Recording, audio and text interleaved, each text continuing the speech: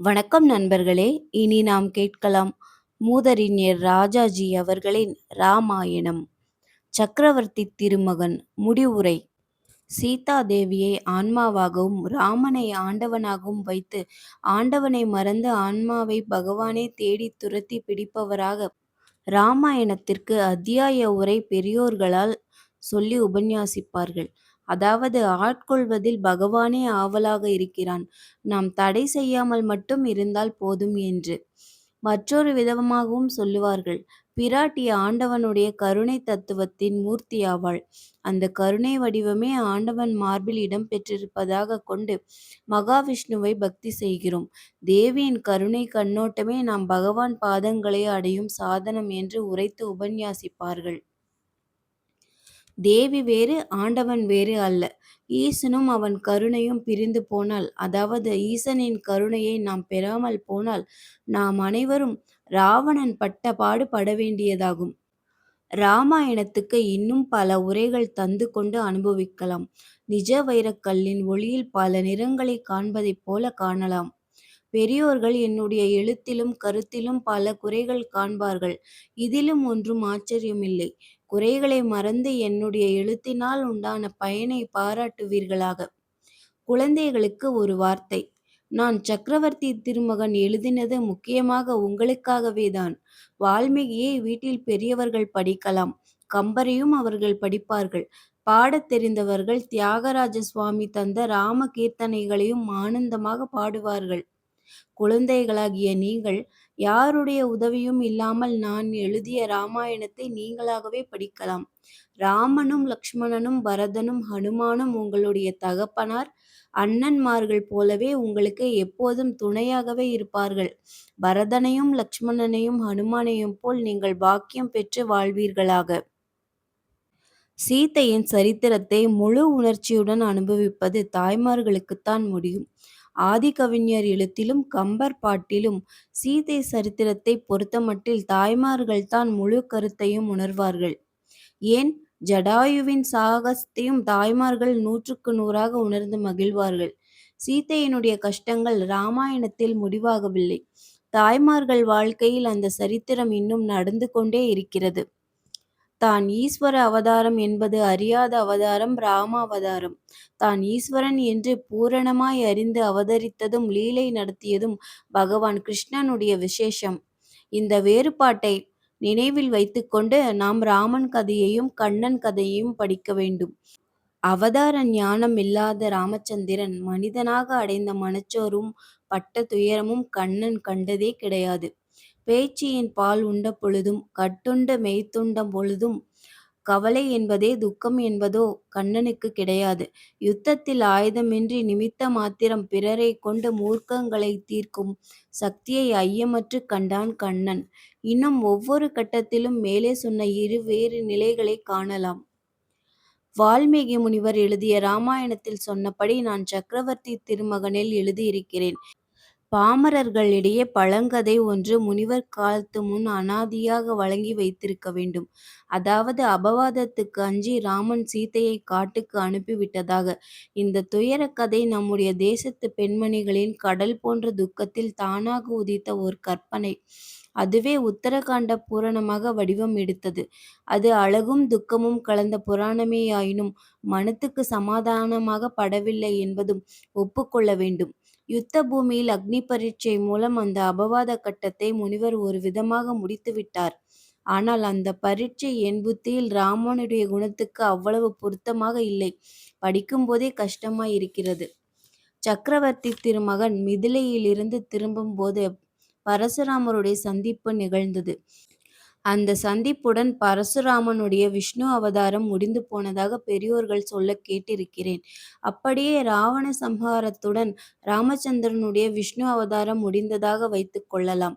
அதற்கு பின் ராமன் இக்ஷவாகு வம்சத்து அரசனாகத்தான் எஞ்சி நின்றான். இப்படி வைத்து கொண்டால் யுத்த காண்டத்தில் சீதையை நடத்திய முறையும் பிறகு உத்தர காண்டத்தில் சொல்லப்படும் விஷயங்களும் சிக்கல் தீர உலக நியதிப்படி அயோத்தி மன்னன் நடத்தியதாக வைத்துக் கொள்ளலாம். பல்லாயிரம் ஆண்டுகளுக்கு முன் சுவடியில் எழுதி சேதப்பட்டோ சேதப்படாமலோ வந்த நூலை பற்றி எதையும் நிச்சயமாக சொல்ல முடியாது. யுத்த காண்டத்தில் அக்னி சோதனைக்கு உள்ளாக்கிய பிறகும் காட்டுக்கு அனுப்பப்பட்டதாக உத்தரகாண்டத்தில் சொல்லப்படுகிறது. பிராட்டியின் துயரமே துயரம். நம்முடைய ஸ்திரீ சமுதாயத்தின் சொல்லுக்கு அடங்காத துயரங்கள் இதிலும் பிரதிபலிக்கின்றன. துன்பம் என்ன, இன்பம் என்ன, எல்லாம் ஈஸ்வர லீலை. கருணாமூர்த்தியான ஆண்டவனே தன் பிராட்டியையும் கூட அழைத்து கொண்டு மக்களோடு சமமாக மானிடர்களாக அவதரித்து இந்த இன்பத் துன்ப லீலையை முற்றிலும் ஆடி காட்டியிருப்பதாக இராமாயண புராணத்தில் காணலாம். வானத்தினின்று மழை பெய்கிறது. அது ஆறாக ஓடி கடலில் சேருகிறது.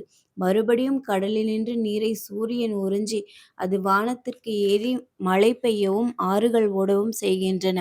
இவ்வாறே நாட்டு மக்களின் உள்ளத்தினின்று கருத்துக்கள் எழுந்த முனிவர் உள்ளத்தில் தெய்வீக கவி உருவாகி அது மக்கள் உள்ளத்தில் மறுபடியும் ஒளியும் கருத்தும் தருகிறது. இப்படி ஒன்றுக்கொன்று தொடர்ச்சியாக உதவி கொண்ட எல்லா நாடுகளிலும் மக்களின் கருத்துக் கடலும் கவிகளின் பிரபந்தங்களிலும் சம்பந்தப்பட்டு வருகின்றன. பாரத நாட்டு பெண் மக்களின் தூய பண்பும் அவர்கள் படும் துயரங்களும் உத்தர இராமாயணமாக உருவெடுத்தது. ஆகவே பாரத நாட்டு பெண்களின் உள்ளத்துக்கு ஒளியும் சாந்தியும் தரும் நந்தா விளக்காகவும் ஆகிறது. ஒரு தேசத்து மக்களின் நம்பிக்கைகளினின்று இதிகாச புராண திவ்ய பிரபந்தங்கள் உண்டாயினவா அல்லது இதிகாச புராணங்களால் மக்களின் கொள்கைகளும் நம்பிக்கைகளும் உண்டாயினவா என்பது கேள்வி. அதை அவரவர் தத்தம் போக்கின்படி தீர்த்து கொண்டு திருப்தி அடைவார்கள். செடியினின்று விதை உண்டாயிற்றா, விதையினின்று செடி உண்டாயிற்றா என்ற கேள்வியைப் போலவே இது ஆராய்ச்சியில் தீராத ஒரு பிரச்சினை. பறவை முதற்காரணமா, முட்டை முதற்காரணமா, கடலினின்று மேகங்கள் உண்டாயினவா அல்லது மழை பெய்த ஆறுகள் யுக யுகாந்திரமாக ஓடி கடல் நிறைந்ததா? இத்தகைய பிரச்சினைகள் நம் முடிவில் ஆண்டவன் பாதங்களில் வாக்குக்கும் கருத்துக்கும் அப்பாற்பட்ட இடத்தில் கொண்டு போய் சேர்க்கின்றன. வேறொரு விஷயம். சீதையை ராவணன் எடுத்து போன இடத்தில் வால்மீகிக்கும் கம்பராமாயணத்திற்கும் ஒரு பேதம் இருக்கிறது. ராவணன் சீதையை கையால் தூக்கி எடுத்து போனதாக வால்மீகியில் சொல்லியிருப்பதை மாற்றி கம்பராமாயணத்தில் தேவியை தீண்டாமல் தரையோடு அப்படியே அலாக்காக எடுத்து கொண்டு போனான் என்று சொல்லப்பட்டிருக்கிறது. கம்பராமாயண முறையில் தான் பாகவதர்கள் கதையை அநேகமாக சொல்லி வருகிறார்கள். ஏனெனில் அதுவே நம்முடைய மக்கள் உள்ளத்திற்கு சமாதானம் தருகிறது. அதர்மமாகவும் மிருகத்தனமாகவும் ஒரு கொடியவன் ஒரு ஸ்திரீயிடம் நடந்து கொண்டால் நிரபராதியான அவளை அதனால் யாதொரு பாவமும் தொடருவதில்லை, அவமானமும் ஆகாது. ஆயினும் நம்முடைய நாட்டில் அது அந்த ஸ்திரீயினுடைய சீலத்திற்கு ஒரு களங்கம் என்று தவறாக எண்ணி வருகிறார்கள். இதற்கு விட்டு கொடுக்கத்தான் கம்பர் வால்மீகி இராமாயணத்தை அந்த இடத்தில் மாற்றிவிட்டார். இதே காரணமாகத்தான் துளசி இராமாயணத்திலும் ராவணன் தூக்கி போனது உண்மை சீதை அல்ல என்றும் ஒரு மாயா சீதையை நிறுத்திவிட்டு பிராட்டி மறைந்து போனதாகவும் சொல்லப்படுகிறது. இப்படித்தான் வடக்கே அனைவரும் இராமாயணத்தை சொல்லி வருகிறார்கள். அக்னி பரீட்சையின் போது மாயா சீதை நெருப்பில் மறைந்து போனதாகவும் தீயிலிருந்த உண்மை பிராட்டி உதித்து வந்ததாகவும் துளசி இராமாயணத்தில் அழகாக முடிகிறது.